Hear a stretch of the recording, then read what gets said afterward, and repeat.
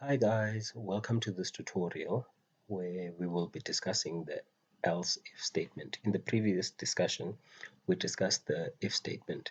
The program that we designed only evaluated two expressions, right? But we want to know if a program has three or more expressions, then how do we approach that? How do we write that program, right? So let us just show you. Now, the else if statement. We first let us just create a program. We're going to create a program that will tell us whether a person is a Jew, whether the person is a Christian, or whether the person is a Muslim. All right. So this is what we're going to do. Create a variable called day of worship, and we will request the user to enter their day of worship. Right. That's what they will give us. Let us just put that one in there for control. Right. So we want the user to put in their day of worship. Now, if, let me just copy that.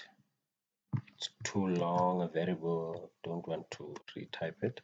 So if that statement is a, let's start with Friday. If the user gives us there a Friday, then we want to say print you are a Muslim. Right. Hey, what you doing? Okay. Now, because we have three expressions, right? So there's going to be another expression which is Sunday. All right. So we want to know if the person goes to church on Saturday, which is our second expression. Saturday, then print you are a Jew, right? Now, else, or rather, let's say else if day of worship is a Sunday. If day of worship is equal to Sunday, then you are a Christian. You are a Christian. All right. So this program will tell us when. So the user is going to put in their day of worship right there. That is what we ask the user to do. They will tell us what day they go to church. Then once they've given us that, then our program starts to evaluate. What did they put in there? Is it Friday? If it's Friday, then this statement is true. This first expression here is true. Then this block of code runs, you are a Muslim. If not, then it evaluates if this one is true. Then that block of code runs if the day of worship is Saturday over there. Right? And then it evaluates the third one. See? Whether it is equal to Sunday. If it is true, then this block of code will run. Now let us see this in practicality.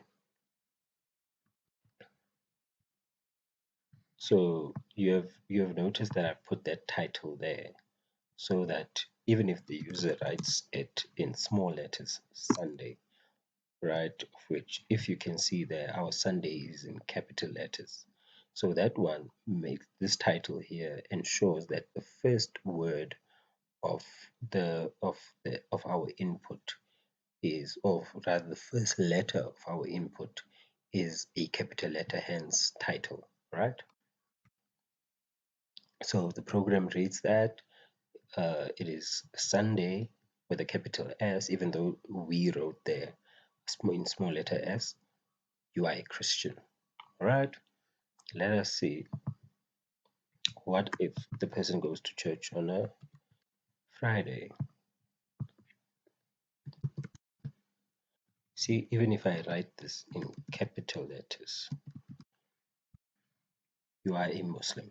See, because it is controlled by the title over there, so it is interpreted as if it's written like this.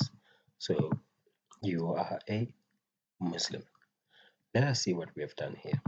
So uh, the else if statement, which is what we are explaining here, is if we have more than three, more than two statements that we want to evaluate whether they are true or false, right? Then we're going to use the else if statement, right? We can still use the else statement. Sorry, we can still use the else statement. So in other words, if the person does not go to church on a Friday, does not go to a church on a Saturday, does not go to a church on Sunday, the person in fact is not bound to any day of worship, then we can say that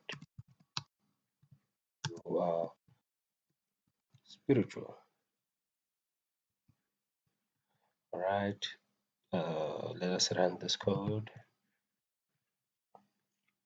So give us a Wednesday. So Wednesday, this person is then spiritual. So if the person is not Friday, it does not go to church on a Friday, does not go to church on a Saturday, does not go to church on Sunday, then but goes to church on any day they want to go to church to, then this person is spiritual. All right. So let us just run through this one more time. We put in the if statement and we put in our logical expression. Then, so that if the logical expression is true, then we run that block of code.